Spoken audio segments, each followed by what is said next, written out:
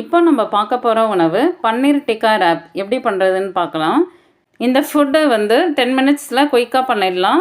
Healthy and ஹைஜீனாகவும் இருக்கும். First பன்னீரை இதை மாதிரி சின்ன சின்ன துண்டுகளாக கட் பண்ணி வச்சுக்கோங்க. ஒரு பவுல் எடுத்துக்கோங்க. 1/2 கப் தயிர் எடுத்துக்கோங்க.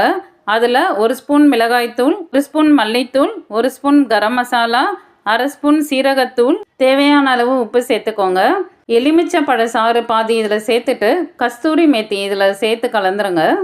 உங்ககிட்ட கஸ்தூரி மேத்தி இல்லைன்னா கொத்தமல்லி இதழ்களை சின்ன சின்னதாக நறுக்கி இதில் ஆட் பண்ணி நல்லா மிக்ஸ் பண்ணி விட்டுருங்க. ஒரு கேப்சிகம், ஒரு வெங்காயம், ஒரு தக்காளி கட் பண்ணி வச்சுக்கோங்க. ஒரு பாத்திரத்தில் கொஞ்சமாக எண்ணெய் ஊற்றி வெங்காயம் நல்லா வதக்கிடுங்க. தக்காளி, கேப்சிகம் போட்டு நல்லா வதக்குங்க. நல்லா வதங்கினதும் நம்ம ஏற்கனவே ரெடி பண்ணி வச்சுருந்த அந்த பன்னீர் கிரேவி எடுத்து இதில் போட்டு நல்லா கலந்து விடுங்க. எல்லாம் ஒன்று சேர்ந்து இதை மாதிரி வதங்கி வரணுங்க. அவ்வளோதாங்க, பன்னீர் டிக்கா நம்மளுக்கு ரெடி ஆகிடுச்சு. இப்போது சப்பாத்தி மாவு பிசைஞ்சு இதை மாதிரி சுட்டு தனியாக எடுத்து வச்சுக்கோங்க. சப்பாத்தி எடுத்துக்கோங்க. அதில் இந்த பன்னீர் டிக்காவை நடுவில் வச்சுட்டு நல்லா ரோல் பண்ணி விட்டுட்டு rape பண்ணிடணுங்க. Chapati paneer tikka rape ready. Try பண்ணி பாருங்கள்.